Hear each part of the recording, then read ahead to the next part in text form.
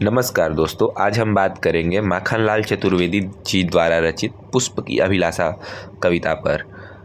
तो आइए कविता की पंक्ति आपके सामने प्रस्तुत करता हूँ। चाह नहीं मैं सुरबाला के गहनों में गूथा जाऊँ, चाह नहीं प्रेमी माला में बिंध प्यारी को ललचाऊँ, चाह नहीं सम्राटों के सौ पर हे हरि डाला जाऊँ, चाह नहीं देवों के सिर पर चढ़ूँ भाग्य पर इठलाऊँ, मुझे तोड़ लेना वनमाली उस पथ पर देना तुम फेंक, मातृभूमि पर शीश चढ़ाने जिस पथ जावे वीर अनेक। तो दोस्तों, इस कविता में कुछ शब्द है जिनके शब्दार्थ सबसे पहले मैं आपसे बता दूं। सुरबाला, सुरबाला का अर्थ होता है देवताओं की स्त्रियां। प्रेमी माला, प्रेमी माला इस पाठ के अनुसार प्रेमी माला का अर्थ है प्रेमिका की माला। सम्राट, सम्राट का अर्थ है बादशाह या फिर बड़ा राजा। शव, शव का अर्थ है लाश। इठलाऊं, इठलाऊं का अर्थ हुआ घमंड करूं। वनमाली, वनमाली का अर्थ हुआ बगीचे का मालिक। इसके बाद पथ, पथ का अर्थ हुआ रास्ता। फिर एक शब्द है शीश, शीश का अर्थ हुआ सिर। अनेक, अनेक का मतलब बहुत। तो अब इस कविता के सारांश पे कविता के बारे में बात करते हैं। इस कविता के माध्यम से कवि माखनलाल चतुर्वेदी मातृभूमि की इस कविता के माध्यम से कवि माखनलाल चतुर्वेदी ने बच्चों में अपनी मातृभूमि की रक्षा के लिए त्याग की भावना जागृत करने का प्रयास किया है। देशभक्ति पूर्ण कविता पुष्प की अभिलाषा। उक्त कविता में कवि पुष्प यानी फूल को केंद्र में रखकर उसका आंतरिक भाव प्रकट करते हुए कहते हैं कि मेरी इच्छा नहीं है कि मैं किसी सुरबाला अर्थात किसी सुंदर स्त्री के गहनों में गुथा जाऊं।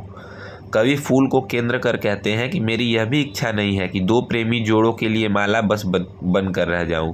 कवि आगे की पंक्ति में कहते हैं कि मेरी यह भी इच्छा नहीं है कि सम्राटों के सौ पर मुझे चढ़ाया जाए, बल्कि मेरी यह भी इच्छा नहीं है कि मुझे भगवान के चरणों पर स्थान मिले और मैं अपने भाग्य पर इठलाऊं अर्थात खुद को भाग्यशाली समझूं।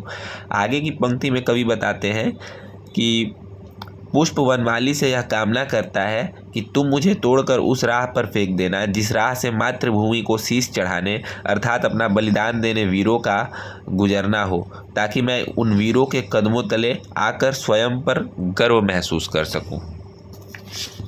अब आगे दोस्तों बात करते हैं इस कविता के भावार्थ पे, जो कि कुछ बिंदुओं में मैं आपको बताऊंगा। पहला बिंदु, सांसारिक इच्छाओं का त्याग। कविता में फूल की इच्छा है कि उसे किसी के मन को ललचाने के लिए प्रेमी माला में न पिरोया जाए और न ही वह किसी सम्राट के सौ पर चढ़ाया जाना चाहता है, वह न ही किसी देव कन्या के आभूषणों का हिस्सा बनना चाहता है। दूसरा बिंदु है देश प्रेम और समर्पण। फूल की सबसे बड़ी अभिलाषा यह है कि उसे उस रास्ते पर फेंक दिया जाए जिस पर हमारे देश के वीर सैनिक जा रहे हों, जो मातृभूमि की रक्षा के लिए अपना बलिदान देने को तैयार है। तीसरा बिंदु, बलिदान का सम्मान।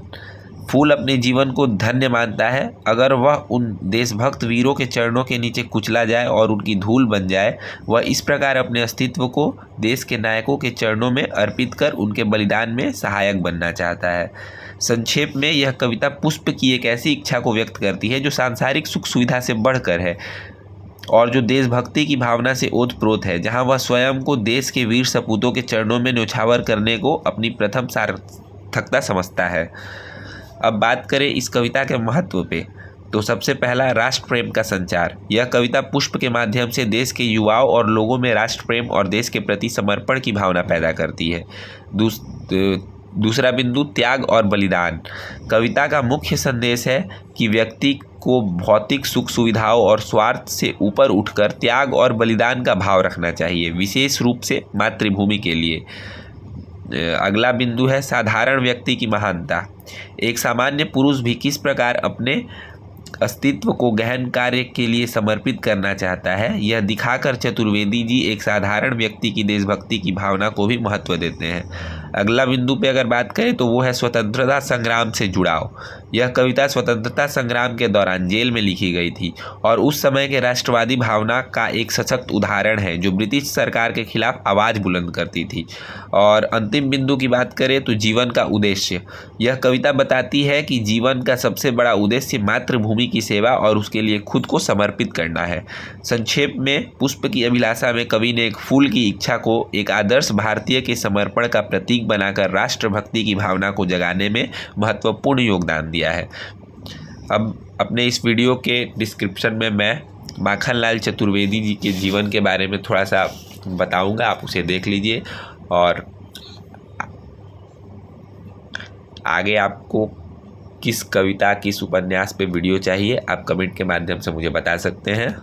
धन्यवाद।